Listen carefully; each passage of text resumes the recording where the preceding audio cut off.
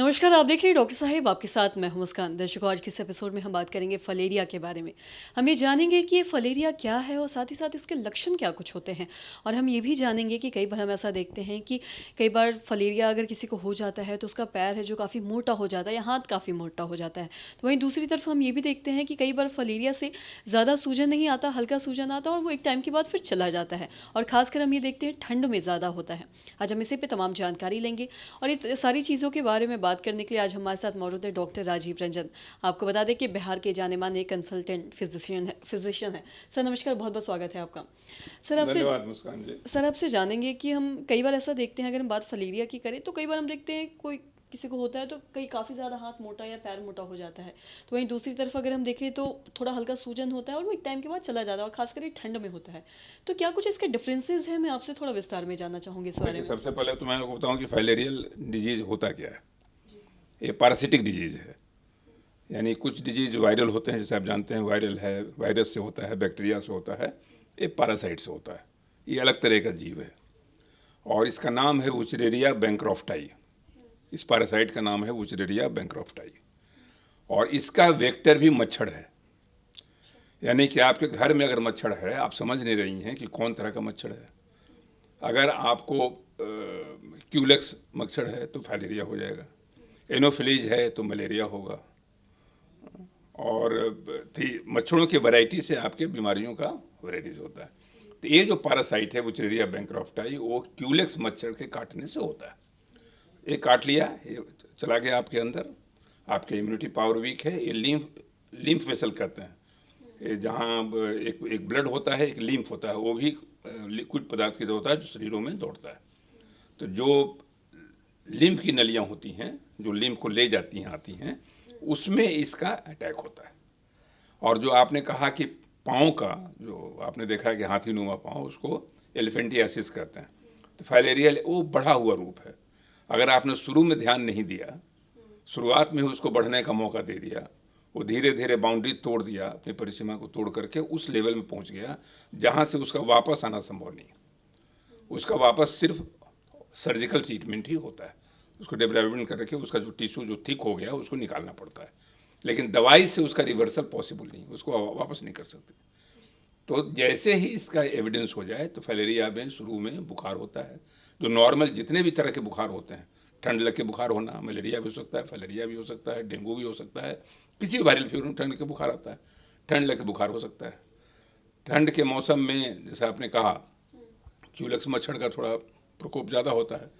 ये भी जो है, ये इसका कोई पैटर्न नहीं है, दिन में भी रात में भी काटता है। जैसे एनोफिलीज का मच्छर वो रात में काटता है मलेरिया का, और वो जो है आपने देखा होगा डेंगू का मच्छर जो है वो दिन में काटता है। ये है, इसका कोई पैटर्न नहीं है। तो ये मच्छर काटेगा और आपको फीवर करेगा, देह में दर्द करेगा, टिपिकल फीवर वाला सिम्टम सब आएगा।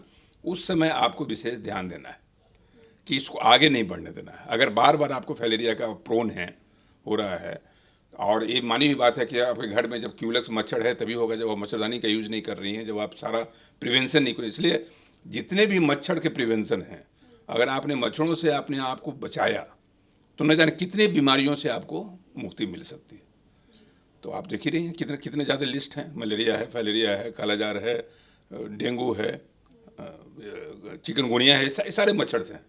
तो मच्छरों को अगर आपने बिल्कुल कंट्रोल करना सीख लिया, और इस मौसम में जानते ही हैं कि जब कोई भी ट्रांजिशन का मौसम होता है, मच्छरों का, हाँ, जो आपने हल्का सूजन की बात कही, तो जब भी लिम्फेंजाइटिस होगा, फाइलेरियल लिम्फेंजाइटिस कहते हैं, जैसे हमने कहा कि लिम्फ वेसल को अफेक्ट करता है, तो वहाँ रेडनेस हो जाएगा।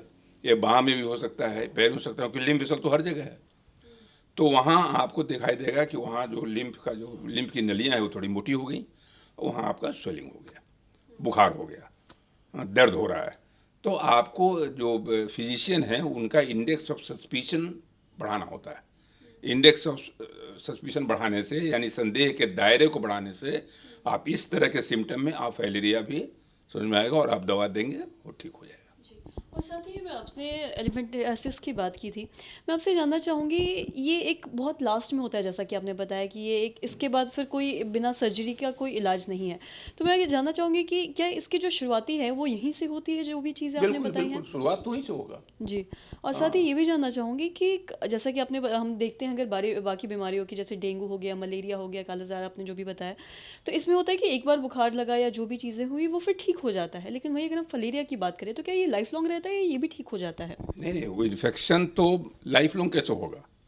वो तो बार बार, जैसे आप जैसे बात कर रही हैं कि मलेरिया मलेरिया तो बार बार हो सकता है। जब एनोफिलीज मच्छर काटेगा आपको मलेरिया होगा। तो उसी तरह से क्यूलेक्स आपको अगर बार बार काट रहा है और फाइलेरिया का पैरासाइट आपके अंदर जा रहा है, तो धीरे धीरे वो लिम्फ वेसल्स को कमज़ोर कर रहा है। तो धीरे धीरे होते होते उस लेवल में आपने पहुंचा दिया, क्योंकि सारे जो आपकी यात्रा है वो आपके पहले स्टेप से शुरू होती है।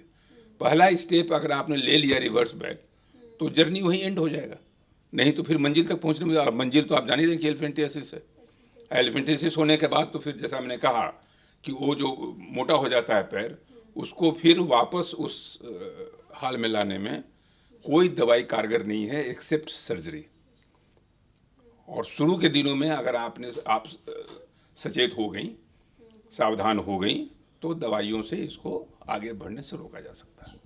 सर बहुत बहुत शुक्रिया तमाम जानकारी देने के लिए। तो आशा करते हैं दर्शकों कि आप भी समझ पाए होंगे कि फलेरिया के क्या कुछ सिम्टम्स है, क्या कुछ लक्षण हैं। अगर ये लक्षण आप भी देखते हैं अपने शरीर में, ऐसा कोई भी है, तो इसको जल्द से जल्द जाके डॉक्टर से ज़रूर दिखवाएं, नहीं तो आगे जाके ये एलिफेंटियासिस का भी रूप ले सकता है। और जैसा कि डॉक्टर साहब ने बताया कि अगर एक बार एलिफेंटियासिस हो जाता है तो फिर इसका सर्जरी के अलावा और भी कोई इलाज या कोई उपाय नहीं है। तो आशा करते हैं दर्शकों की जो तमाम जानकारी है आपके लिए लाभदायक रही हो। तो आज की इस वीडियो में इतना ही। अगर आपने अब तक हमारे चैनल को सब्सक्राइब नहीं किया तो तुरंत कर ले, साथ ही हमारे फेसबुक पेज को लाइक करें। वीडियो देखने के लिए आपका धन्यवाद।